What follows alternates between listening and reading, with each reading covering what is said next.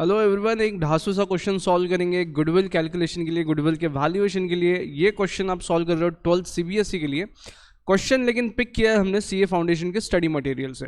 Let us understand कैसे solve करना है, क्या करना है। एडवांस लेवल का क्वेश्चन लग सकता है आपके लिए, लेकिन थोड़ा धीरज रखिए, सॉल्व हो जाएगा।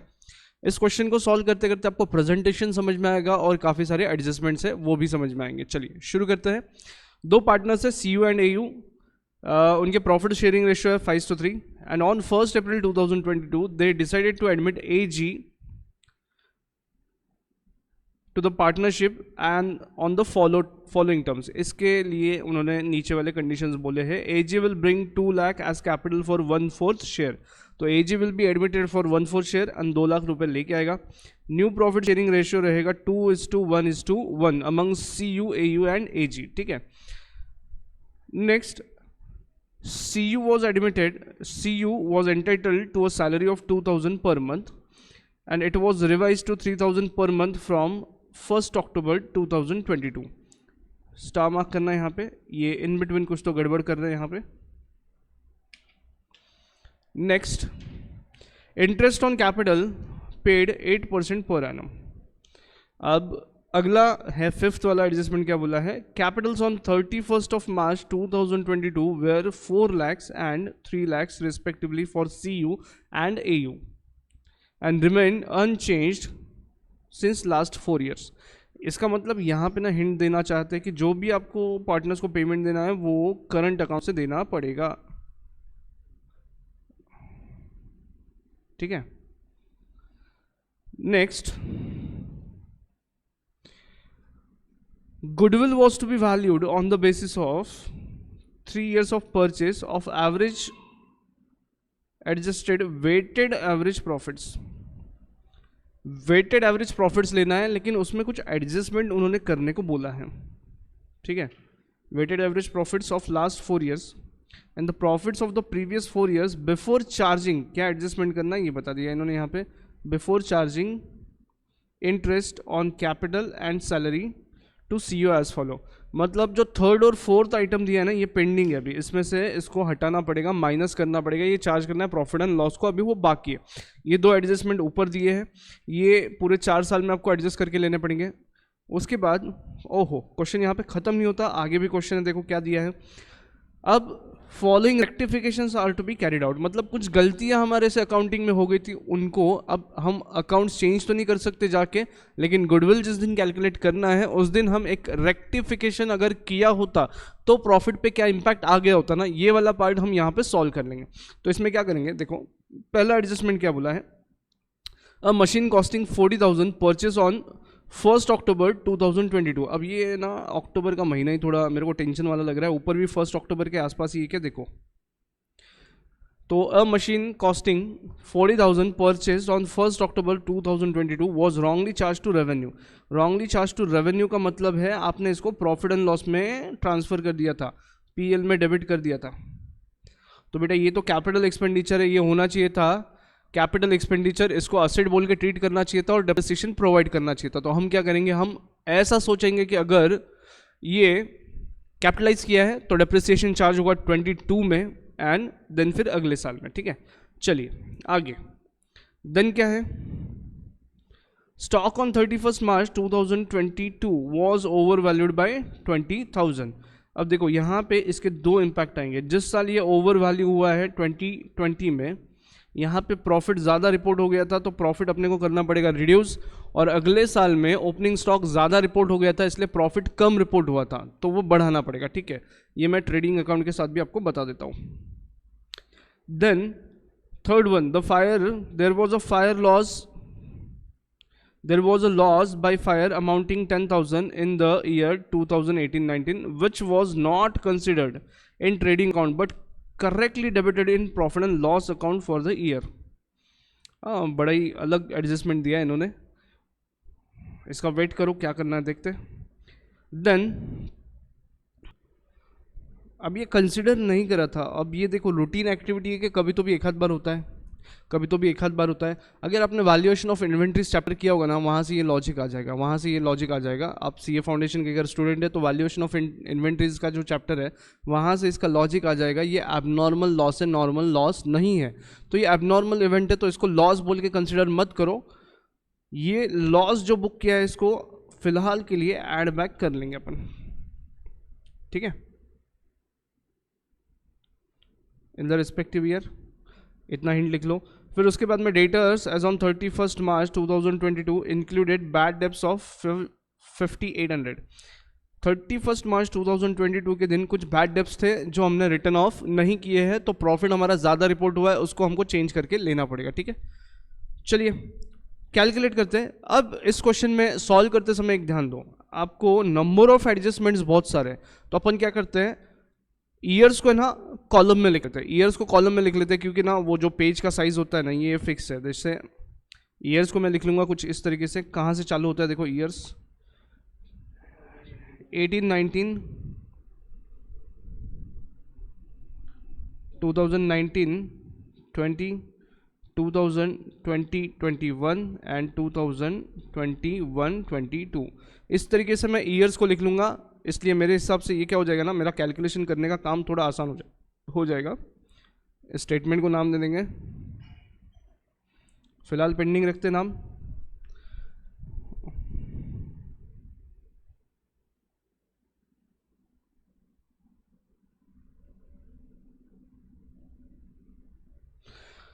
जो भी एडजस्टमेंट अगर कॉमन होंगे कुछ एडजस्टमेंट तो वो रो में आ जाएंगे। तो कैसा है, एक बार में ही वो लिखने का है और कैलकुलेशन सब जगह करने का है। तो यहाँ पे सीरियल नंबर,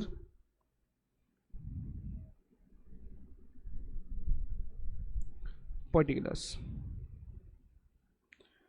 सबसे पहले आप क्या कर लो, अब यहाँ पे स्टेटमेंट को नेम देना बाकी है, वर्किंग नोट को नाम देना बाकी है, वो पेंडिंग रखा है मैंने। चलिए सबसे पहले क्या कर लो, लिख लो नेट प्रॉफिट्स जो दिए हैं।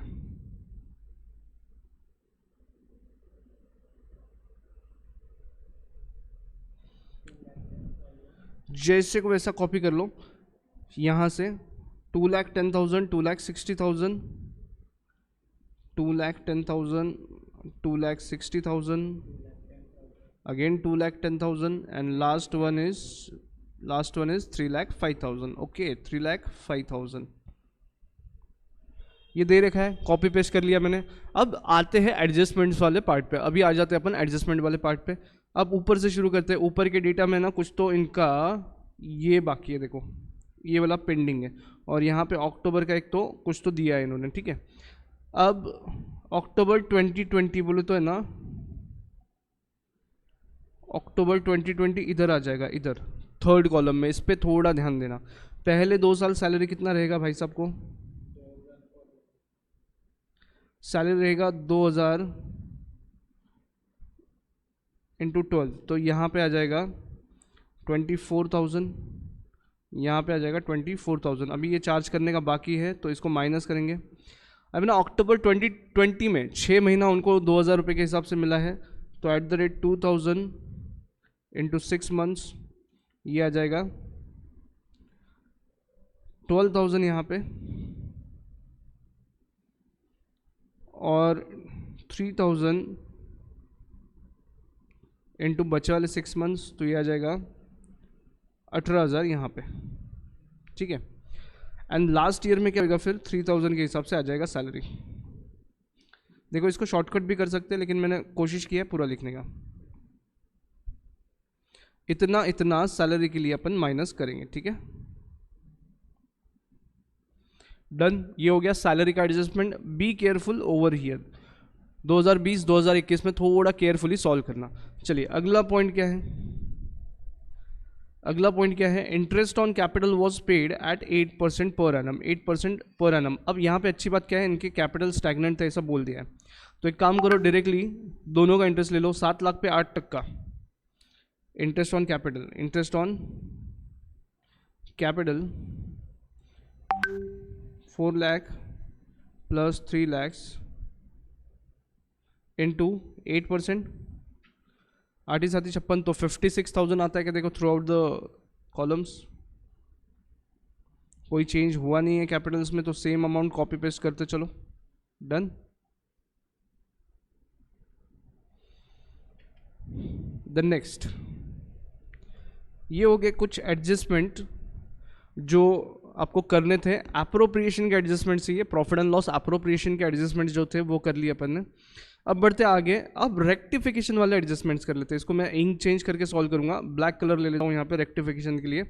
अगला पार्ट क्या है, अब सबसे इंपॉर्टेंट ये वाला आ जाता है।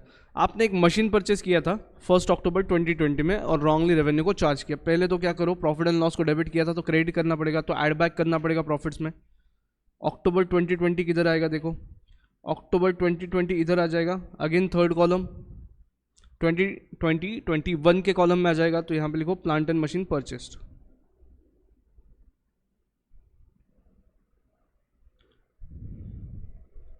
कितने का है प्लांट एंड मशीन, कितने का है 40,000, तो 40,000 यहाँ पे ऐड बैक हो जाएगा। एंड तुरंत क्या करो, लगे हाथ तुरंत क्या करो, इस पे का डेप्रिसिएशन कैलकुलेट कर लो। डेप्रिसिएशन एट द रेट कितना आएगा, देखो डेप्रिसिएशन है 20% per annum written down value method. चलो depreciation 20% written down value method. अब यहाँ पे 20% ऐड बैक होगा और उस पर डेप्रिसिएशन माइनस करना पड़ेगा। तो प्रॉफिट एंड लॉस में 40,000 ऐड बैक किया और 40,000 के 20%, अब यहाँ पे 6 मंथ का डेप्रिसिएशन आएगा, तो कितना आएगा 4,000 रुपीज़ आ जाएगा यहाँ पे। डन। तो लगे हाथ कैलकुलेशन भी कर लो। अगले वाले में 36,000 का WDV आएगा और उसका 20% हो जाएगा, ठीक है। वो कितना आएगा 36,000 इंटू 20%, 7,200 आ जाएगा अगले इसमें।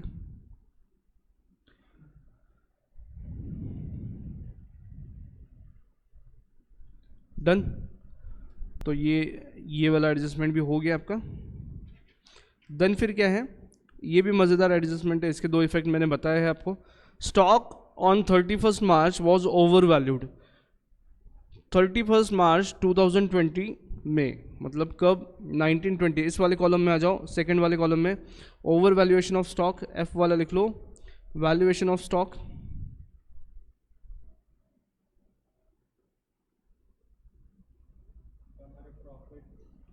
देखो हमने ज़्यादा वैल्यूएशन कर लिया था तो प्रॉफिट बढ़ गए थे, तो जगह पे लाना है तो माइनस करना पड़ेगा।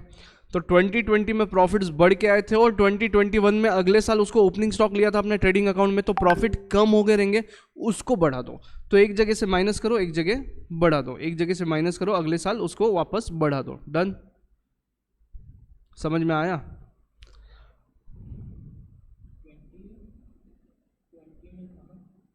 2020 में ओवर वैल्यूड है, 2020 में ओवर वैल्यूड है, तो वहाँ पे माइनस करना पड़ेगा और अगले साल वो ओपनिंग स्टॉक हुआ होगा तो प्रॉफिट अंडर रिपोर्ट हुआ होगा, इसलिए ऐड बैक कर रहा।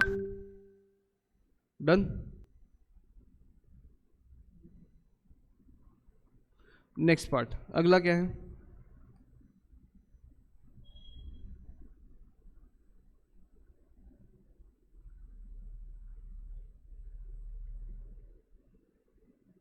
वैल्यूएशन ऑफ स्टॉक हो गया। अगला क्या है फिर,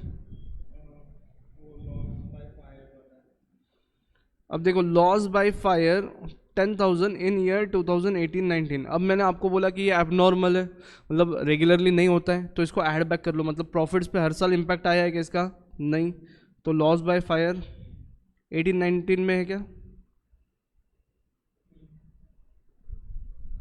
10,000 ऐड बैक कर लेंगे हम, प्रॉफिट्स बढ़ा देंगे। वो एबनॉर्मल था, नॉर्मली लॉस होता नहीं है वैसा, ऐड बैक किया। फिर लास्ट वन 31 मार्च 2022 को बैड डेप्स लिखने के बाकी रह गए, बैड डेप्स रिटर्न ऑफ करने के बाकी रह गए। लास्ट कॉलम 5800, प्रॉफिट ज़्यादा आया तो लास्ट कॉलम में 5800 लिख लो, बैड डेप्स।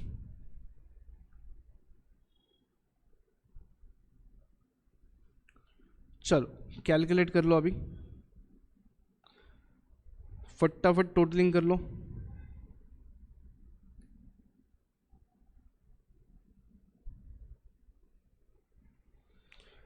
अब मैं यहाँ पे कैलसी यूज़ कर रहा हूँ, आप लोगों को मैन्युअली सॉल्व करना है। चलिए 2,10,000 पॉजिटिव अमाउंट है, -24,000 प्लस 56,000 प्लस 10,000, तो पहले साल में आया 252, रेक्टिफाइड प्रॉफिट 252, इज दैट सो?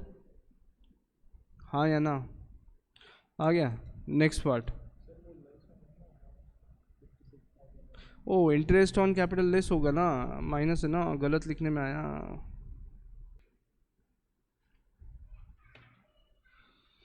गलत लिखने में आया, 252 माइनस 56 माइनस 56,000, तो 140 आएगा प्रॉफिट तुम्हारा। देखो जगह पे रेक्टिफिकेशन भी सीख लो, गलती हो जाए तो 2 बार कैसे करने का।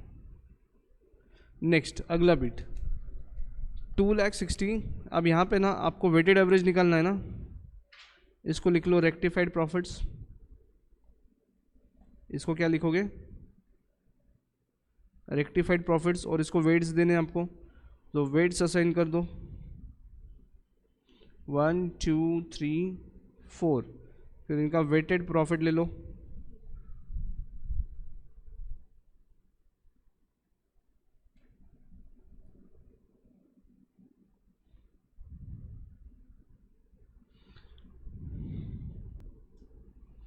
$1,40,000 डन। उसके बाद में दूसरा कॉलम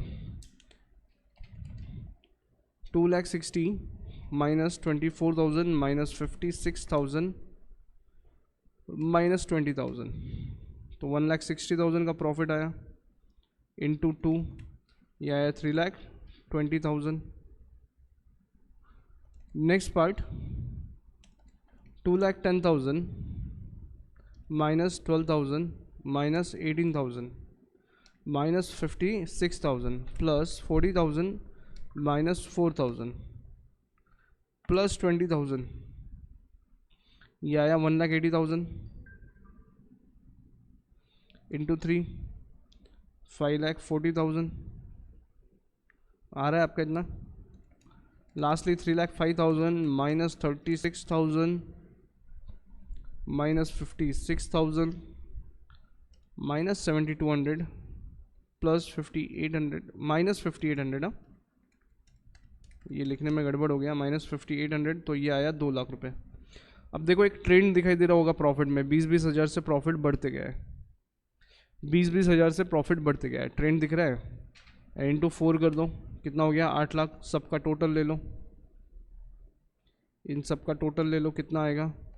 1,40,000 1,60,000 प्लस, नहीं sorry, 1,40,000 plus 3,20,000 plus 5,40,000 plus 8 lakh, 18 lakh हो गया ये।